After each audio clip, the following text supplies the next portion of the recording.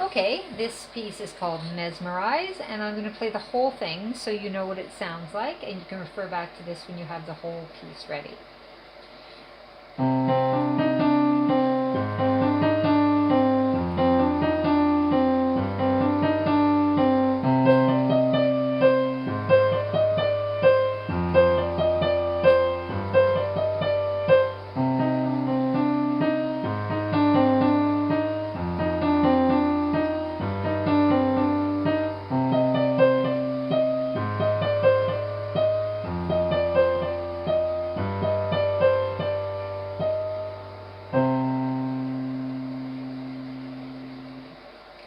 Okay, so we're going to start with line 1.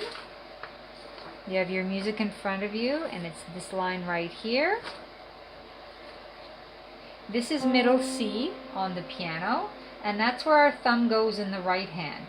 So we're going to do the right hand first, then we'll do the left hand, and then we'll put it together. So the right hand goes C, D, E, D, C. And that's it. If you can do this, finger 3 is on this black key. It's an E flat. It goes 1, 2, 3, 2, 1. Now let's do it in time. 1, 1, and 2, and 3, 4.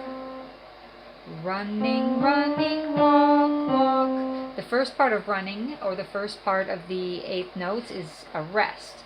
Rest, and 2, and 3, 4. Then it does it again, and 2, and 3, 4. Rest, and 2, and 3, 4. Rest, and 2, and 3, 4. So it does it 4 times in a row like that.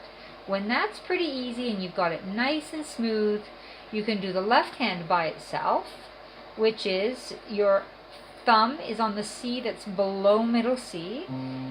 Your finger 5 is where finger 5 falls. When your thumb is on middle C, it's on the F below that. And in the middle, your finger 3 would normally be on A, but you're going to slip it down to A flat. So, and then 4 would be on G. So 1, 3, 4, 5 are the notes that you're playing. That's all you're playing in the entire left hand. So you hold the C for 4 beats, hold the A flat for 4 beats, hold the F for 4 beats, and hold the G for 4 beats. When you're comfortable with the left hand and the right hand separately, then you put them together, and this is how they go.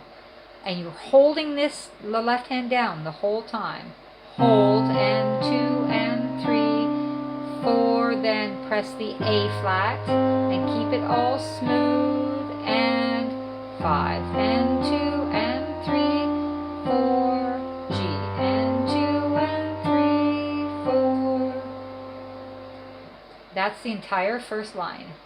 When you have that perfect, and I check it, and I say, yes, that's right, or send me a short video, or I'll see you in lesson and I'll check it, then you move on to the second line. Now the second line is exactly the same as the first, except for one difference. Instead of your thumb being on middle C, it's going to go up to high C. So it's exactly the same thing. The left hand stays where it is. The trick is to get it smooth. So when you get both lines perfect, you can do one after the other, but the trick is not to stop when you're jumping between this C and this C. And then we're going to hold those 2 lines until they're perfect, and then go on to the next line. So those 2 lines put together sound like this, and if you can play along with me without stopping or mistakes and it stays smooth, then we're good to move on.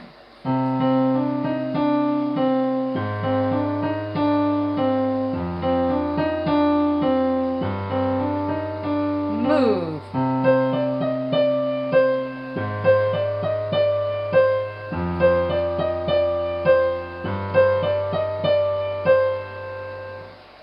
When you can play lines 1 and 2 exactly like that, and nice and smooth, then we will move on to line 3. Line 3, your hands are in the exact same position as before. The left hand will do the same thing it already did. The right hand is going to play on the same notes, but instead of going 1, 2, 3, 2, 1, you're going to go 3, 2, 1, 2, 3. You're going to do opposite. you're going to go 3, 2, 1, dun, dun, dun, 2, 3, rest, and then it's 2, 3, rest, and then it's 4 in a row. So, line 3 sounds like this.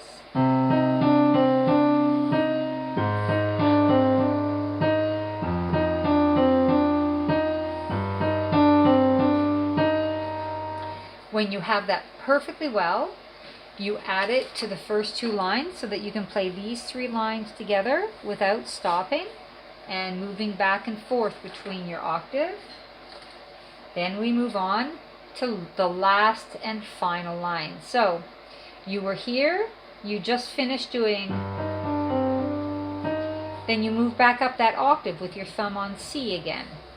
So then you do exactly the same thing up here as you did before, 4 bars of that.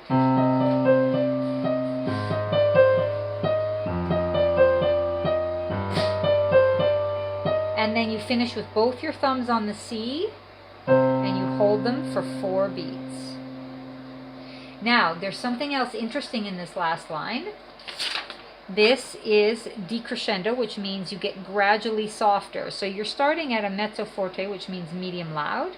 So the whole piece is medium loud, and when you get to here, you start getting softer. So get a little softer every time you play, and then at the end there's a rit, which stands for ritardendo, which means slow down. So I'll show you what that last line will look like if we apply the speed changes and the dynamic. Okay, here it goes.